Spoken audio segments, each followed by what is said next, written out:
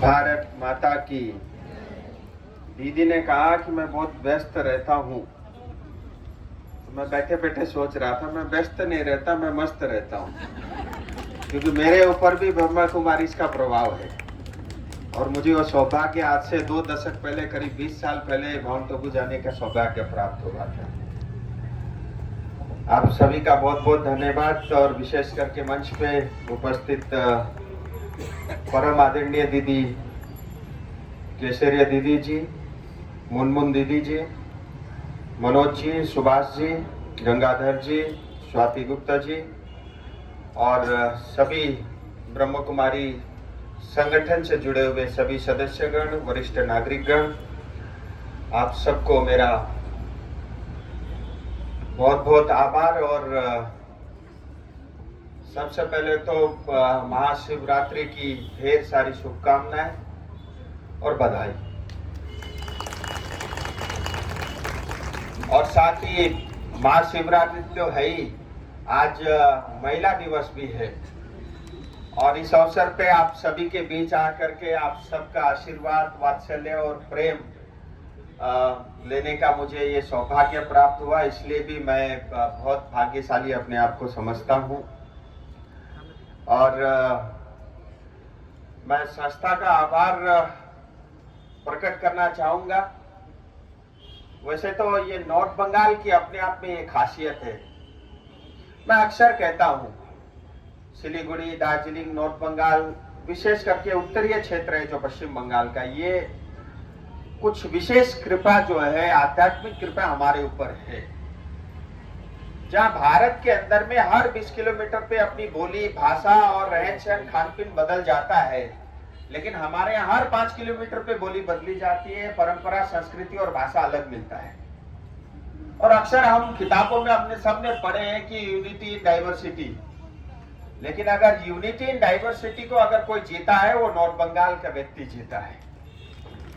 और यही हमारी ताकत है और यही हमारी मूल आधार है। और इसी ताकत की वजह से हमारा समाज जो है आज तक आगे बढ़ा है। और मैं आभार करना चाहूंगा ऐसी संस्थाओं का जिनका हमारे जीवन के ऊपर में इतना योगदान है। मैं अक्सर कहता हूं मनुष्य जीवन बहुत दुर्लभ है, बहुत मुश्किल पड़ाव के बाद जाकर के मिलता है, क्योंकि साक्षात भगवान शिव और ब्रह्मा भी ये सोचते हैं कि उनका भी जन्म इस धरती पे हो। और हम मनुष्य जीवन हमको मिला है, लेकिन कई बार हम उस उद्देश्य से भटक जाते हैं। और मैं तो अक्सर ये कहता हूँ हमारा जीवन इसीलिए है कि हम दूसरों के काम आए।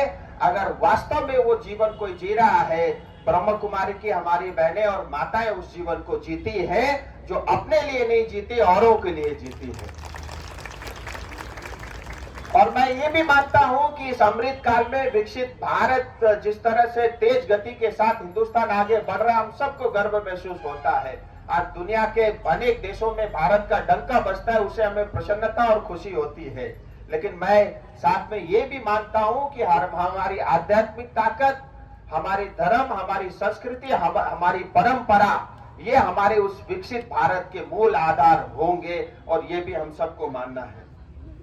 और ब्रह्म कुमारी ओम शांति का मात्र नारा लेके बहुत ही मीठा और सरल भाषा के माध्यम से दुनिया भर में शांति स्थापना करने में आगे बढ़ रहे हैं। मैं उनको बधाई देता हूं। और मैं ये भी मानता हूं इसी शांति से, इसी एक शब्द के कारण जो है हमारे अंदर सुख, समृद्धि, शांति, प्रेम और भाईचारा और विकास भी इसी शांति के मूल आधार पे, इसी शब्द के साथ जुड़ा हुआ है। और दुनिया में जो प्रसन्नता की हम खोज करते हैं, हम सोचते हैं दुनिया में सबसे जो है प्रसन्न लोग हिंदुस्तानी हो, उसका एक ही उपाय है, हम सबको ये चैंटिंग करना पड़ेगा ओम शांति का।